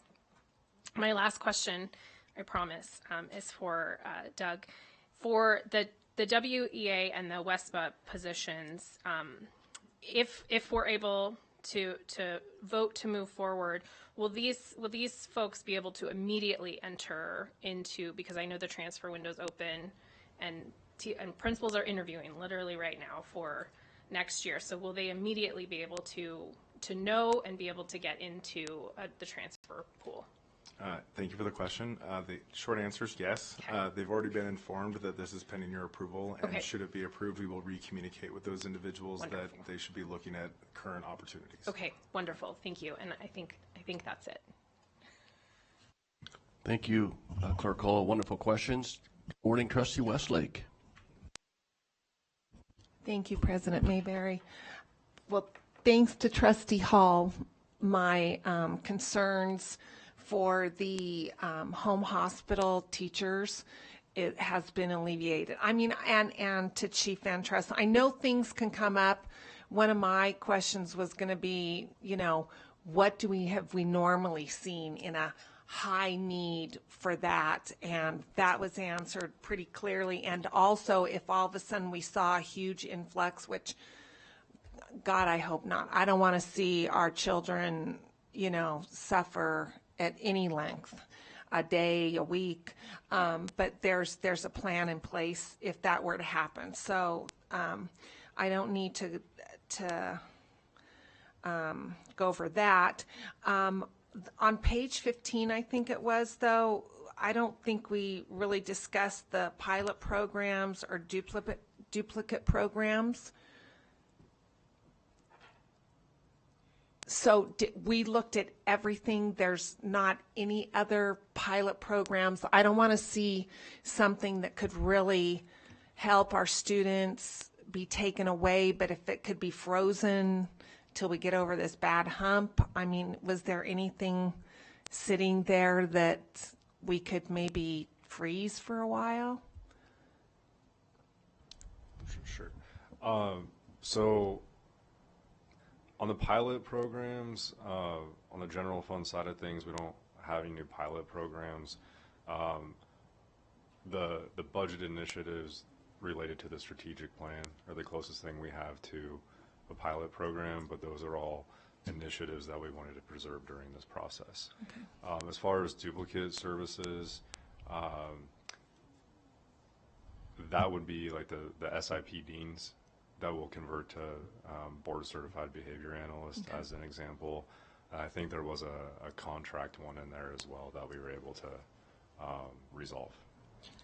And I think what we were getting at there too, I mean, I should have said before even the summer of last year, you know, the HR office and Doug went through organizational reviews, right, that again did align similar services, and the chiefs continue to go through that. There are really positive implications of that. So, for example, Grants Fiscal came into the business office. The Grants Fiscal Department used to be outside the business office. Well, they do accounting. Well, we've got an accounting. Jeff's not over accounting, but we got to have an accounting team. So there are overlaps in processes and techniques that, by having them side by side, we can make a reduction there in terms of kind of the work done by our grants fiscal team. And to some extent, you know, we have synergies with grants and budget similarly. So we're just starting to probe that. But I think that's what we were starting to get to. There are lots of opportunities based on the organizational work that Doug led that we're still uncovering. But we certainly uncovered a number of them here as part of this process, and they have helped identify those efficiencies. And I'll just add, and since Mark talked about HR, I'll talk about finance and purchasing. But I think there were a lot of questions came up with regards to, so I'll use document shredding services, for example, right? Each department almost would have their own contract for document shredding services. And then each school would have their own contract, right? And not all schools would have it, but it would be with different companies. So Andrea Sullivan over the purchasing group, you know, reached out and said, hey, what if we combined all of this and got a better price, right? So it's an initiative she's currently working on that I know is kind of underway, but it's not the only one. So as we identify these kind of, wow, you have a contract for that too, and you have a contract, can we talk about like putting that together and getting a better price? Those are ongoing conversations that will help us in the future, of course, but they just take longer to get through the process. Okay, no, awesome. I want to say I wish I had half a brain of any one of you gentlemen. I mean, amazing. This is amazing, absolutely amazing. Just huge amount of work and done. I think I'd mentioned this before. You've executed this with really thinking about our employees and our students, and that's the most important thing, really, at the end of the day. I do have to say one thing, and I want to apologize because I know I sound like a broken record, and I'm going to especially apologize to Superintendent Ernst because he's probably heard me say this so many times. I am really concerned about the Mater, and I understand it's not a threat right now, but it will be very soon. I mean, we're already into 26. That's crazy to me. And I am not against charter schools. What I am against is businesses for profit moving in and bleeding our state of money, of capital. And I would like to see sooner or later us go on the offense and think of a way to counter this, to have something that we can present to the public that is as good or better than what Mater is bringing in. So that being said, I'm not going to belabor it, but you guys are amazing. Thank you. Well said. Thank you, Trustee Westlake. Good morning, Trustee Phoenix. All righty, good morning, everyone. First of all, thank you in the back there. All that hard work and effort. These gentlemen up here up front getting all kudos, but we all know staff does the work, and we know what it's like to be on staff to make things happen, making those good recommendations. So I just have to totally echo you all back there, because I know not just you, but the rest of the WCSD and everybody else involved, that's huge. And everyone did their part and coming up front here, communicating that. And I said it before, and I'll say it again, that you took the time months in advance to bring this forward, and you communicated with the staff, and everyone was understanding what we were doing, where we were going, and why. And everybody participated, and everybody did a great job. So I appreciate all of that. That's one of the things about management, as some of you may know, you got to be able to communicate that from the top down and then turn that back up and make it happen. So I appreciate that. Going to the questions that I had, one was the home hospital update. So that was totally in detail. Thank you on that. The other was the NIAA lacrosse cheer. I believe Adam squared that one away for me. You asked a lot of those questions, and it came back up again because you know those things are important to the community, and so we're doing our best to maintain that. I already talked about the communication, but that face-to-face and having that, you can't go wrong with just saying this is how it is. So I appreciate that. A couple of times you mentioned about we believe. So in your presentation, I just kind of see where we can go about, you know, we will or we can or here's the best guess on digital data, what we're going with. I appreciate that. I only heard it a couple times, you know, so that's it. We know that the Matter Academy is coming up, and this is where my input to you all is the way forward. And so what is the way forward for that? Not a question. I just want to put that out there that you're thinking about these things like you have done with this whole thing that you're doing now. In months in advance, taking the time and taking the effort to think about how and where we're going that, so we're having a good idea of what it's all about and what our actions are. And then this is the question for you. This is for Department of Labor and that whole idea. And I know you shake your head. I just wanted to hear what are our next steps. What's the way forward? If you don't have anything, appreciate it later on, because I know trying to get where we need to really fight that fight is at the state and we at that federal level to make that squeeze down to it's going to work best for WCSD. So I just want to know what you all think about that. Sorry about that. I think I'll get back to you later. I think I'll Okay. take you up on that. So with that, again. I mean, we're playing catch up because again, the federal government did this kind of undercover, right, of the darkness of the night or whatever. I mean, we just became aware of it in the last month, and so I think we need to continue to analyze it and report back. And I appreciate that. I just want to put that out there. Those are the, because everyone else, we've all talked about the things that are going great, things that we've done for this go-around. And we know we have future go-arounds ahead of us, and we're looking at that. But again, for me, just looking the way forward as I use here for those two big pieces about the Academy and Department of Labor and the state, so we can just try to find a way how this works and what can we do. So those are my comments, and thank you very much for everyone for all that you do. Okay, thank you, Trustee Phoenix. What we're going to do is, I know Trustee Smith has a quick follow-up question. We're going to go to her. Then we're going to conclude with Vice President Woodley, and then I'm going to go for public comment. So, Trustee Smith. Thank you very much, President Mayberry. I also found the exchange between Chief Van Tress and Clerk Hall to be really helpful, and so I might also phone a friend. That was really helpful.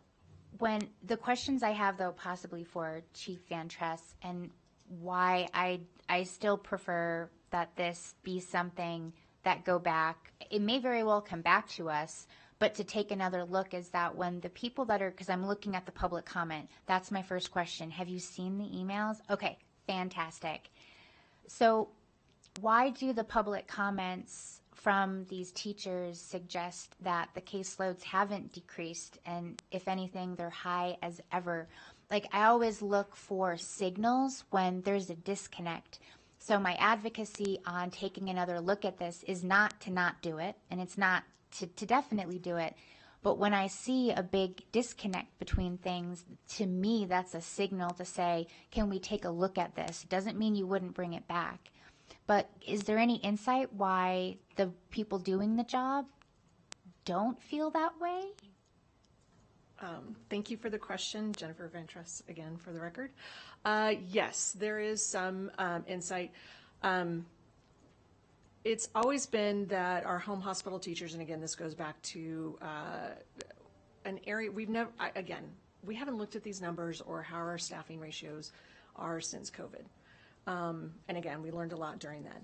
So currently, a self-imposed caseload number of about 4 to 5 students has been the standard practice for the home hospital department.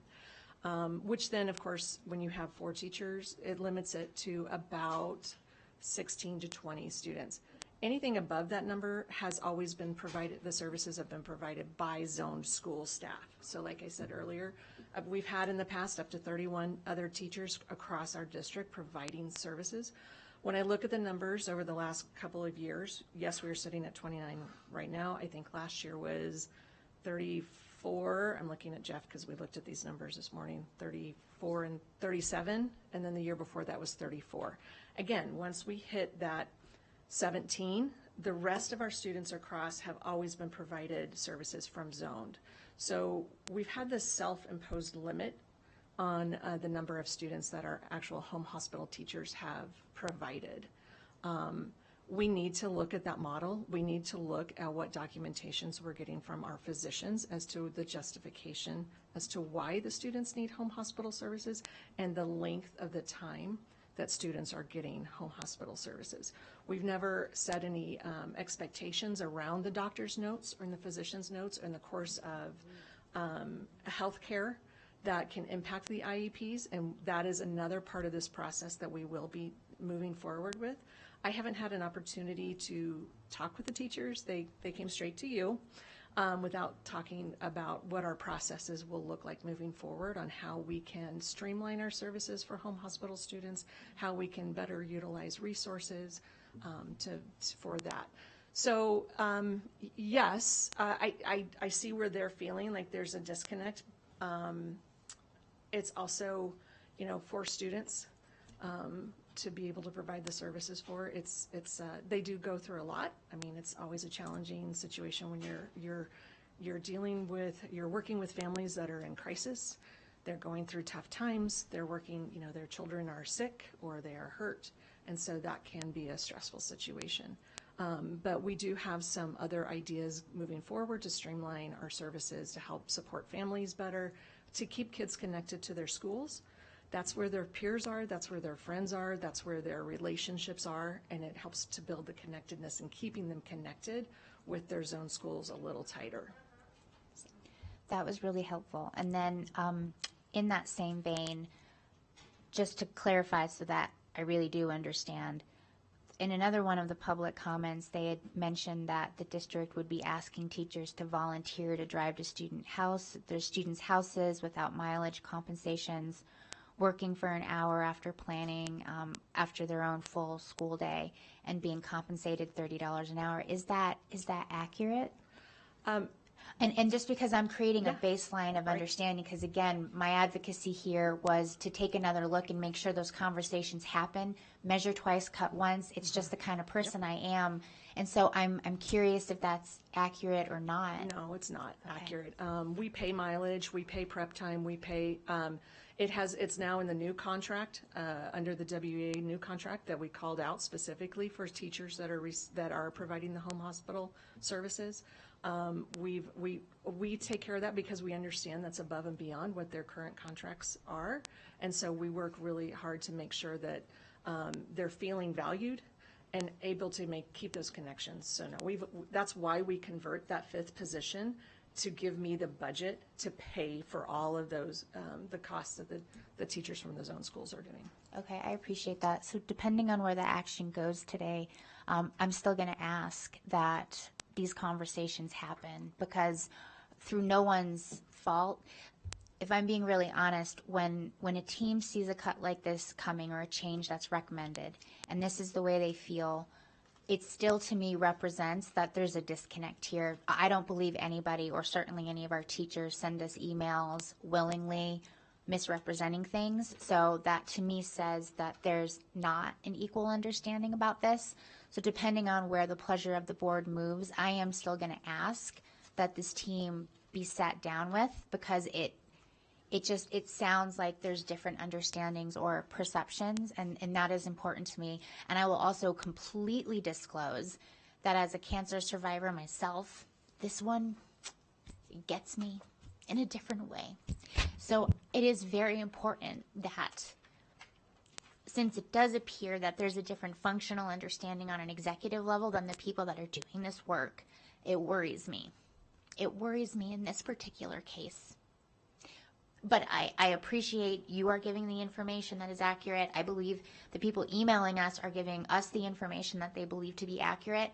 And regardless of whoever's right or wrong, that there just needs to be a better understanding about these things. So that's all I ask. Thank you so much. Okay, thank you, Trustee Smith. Thank you, Ms. Van Tress. Vice President Woodley. Thank you. I only need to look at one slide, 16, please. I'm really appreciative of the one-on-one briefings that we had. It made it easier, more palatable to absorb all this information and digest it. First off, I want to acknowledge the individuals we have in front of us. This is a budget presentation, but I think it should be acknowledged that we have our HR director up here up front. That sends a message to everyone on what is important for this organization. So I like that, and thank you for doing that. We appreciate it. For us on the board, I believe our number one priority is the success of our agency, the district, and a balanced budget. And that's one of our number one priorities. We have a fiduciary responsibility, but it's not just on us, it's also on everyone that's in here in the audience, all of our staff. So we appreciate all the hard work that went into it.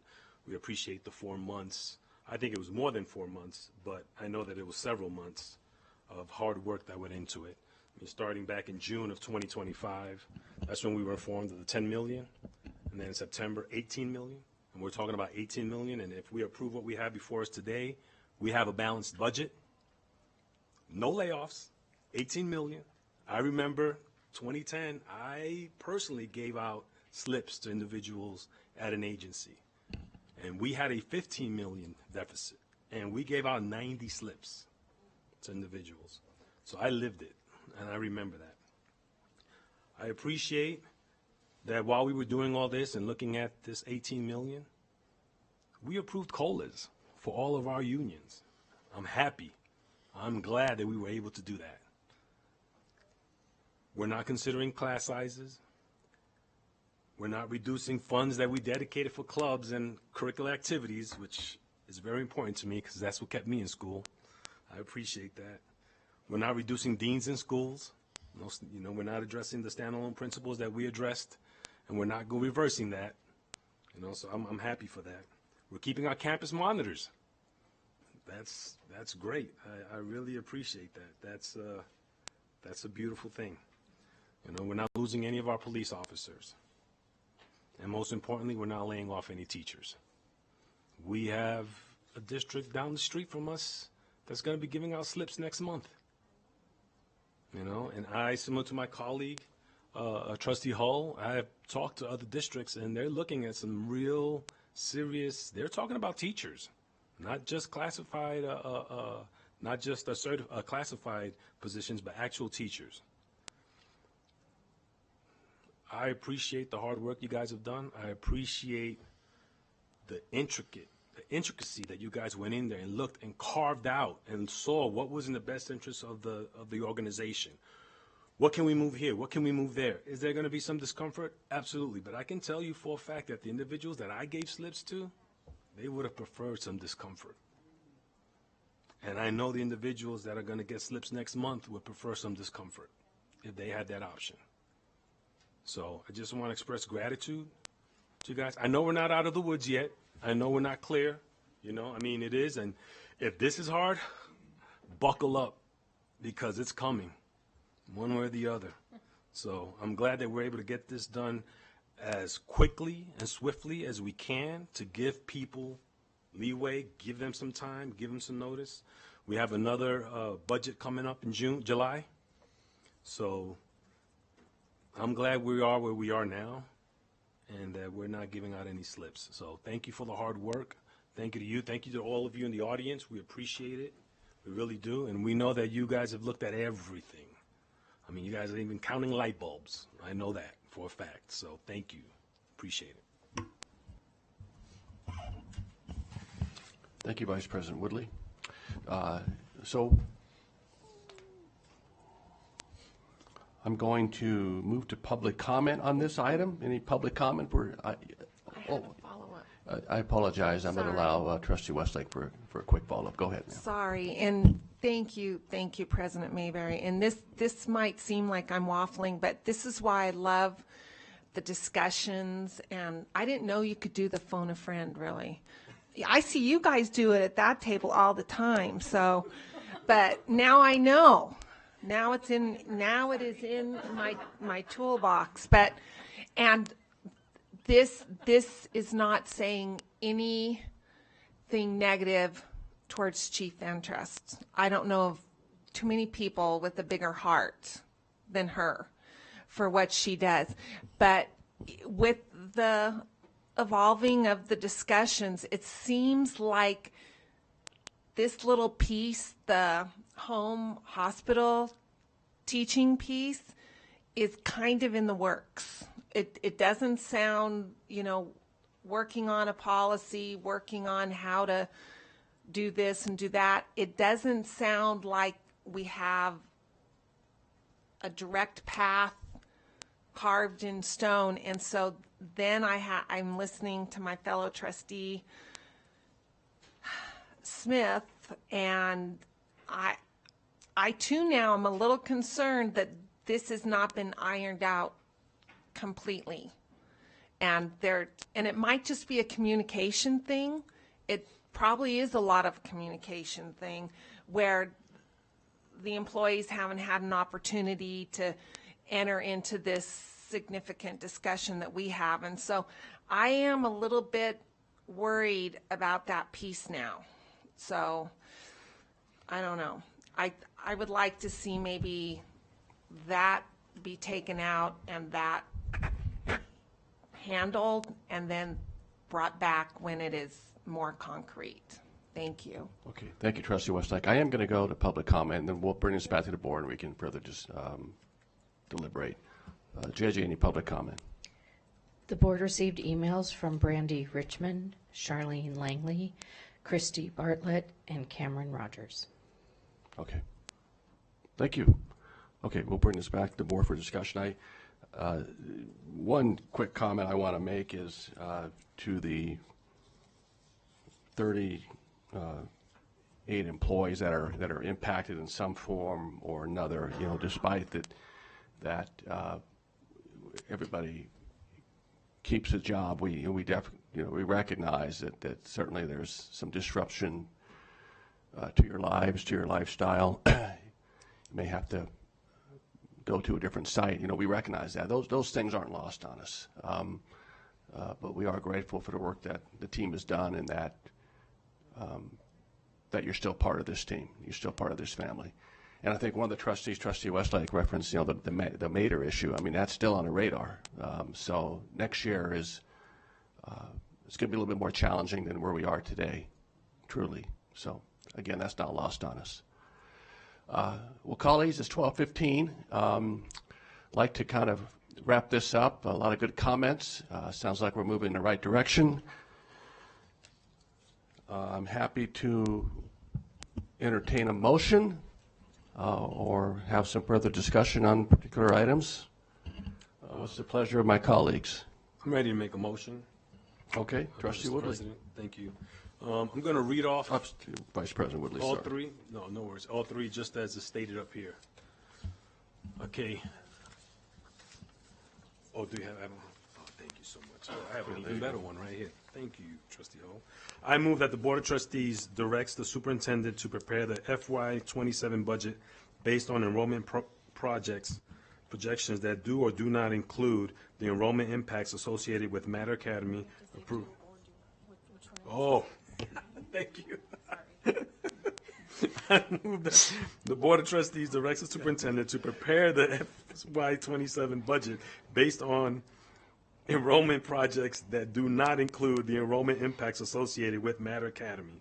Approve the budget reduction plan with estimated cost of $5,727,558 and directs the superintendent to report back on the potential status of additional NIAA sanctioned sports and other potential costs, as well as potential reimbursement of iReady at the next budget work session in February 2026. Second. Okay, we have a motion on the table from Trustee Vice President Woodley to approve item 2.01 with a second by Trustee Nicolette. Any further discussion? Yes, Trustee Smith. Yes, I just want to state for the record that I'm going to be a yes on this vote, but I do want to register for the record that I do hope that we can get back with that team and try to resolve the clear gap in understanding. It's obviously there. I'm a yes for the proposal. Thank you so much for your work. Okay.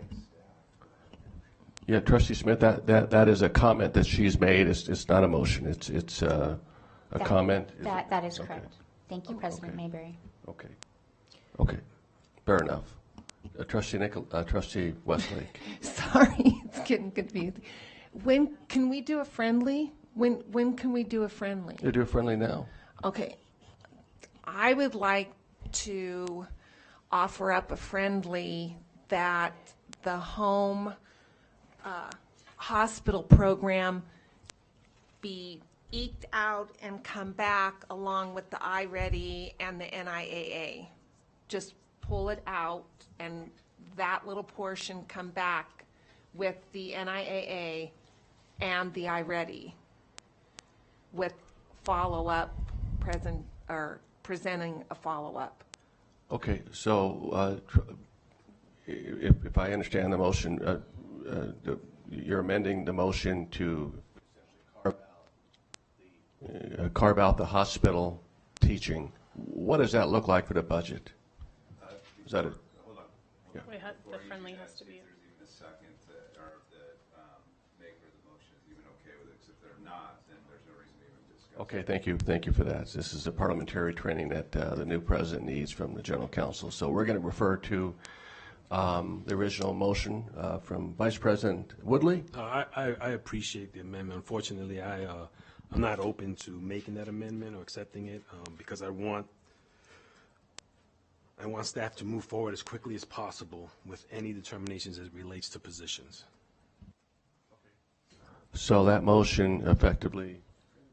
So the friendly is not added to the motion. Now, under parliamentary procedure rules, if the chair wants to entertain, there could be a motion to add it to the current motion, and then that would take precedent over the current motion. You would vote on whether or not it even gets added, and then you would vote on the final motion, if that makes sense. It does.